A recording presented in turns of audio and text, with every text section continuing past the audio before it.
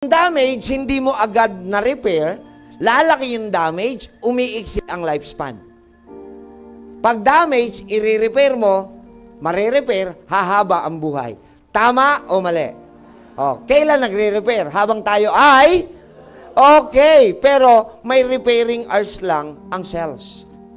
Hindi siya katulad ng 7-Eleven na 24 hours. Kasi kung 24 hours, yung mga may sakit tulog lang. Bakit? Mare-repair na. Tama, mali? Magaling si Lord, no? Matalino, no? So, ang ginawa niya, may repairing hours. Anong oras ang pagre-repair ng cells? Between 10 p.m. until 4 a.m. only. Hala. Pag kinumpute nyo yun, 6 na oras lang pala. Nagigets nyo? 10, 11, 12, 1, 2, 3, 4. Tama ba? 6 hours lang in a day. Okay, yun yung nagre-repair ng cells. Gising ka pa ng alas 11. Ilan na lang? Gising ka pa ng alas 12. Gising ka pa ng alauna.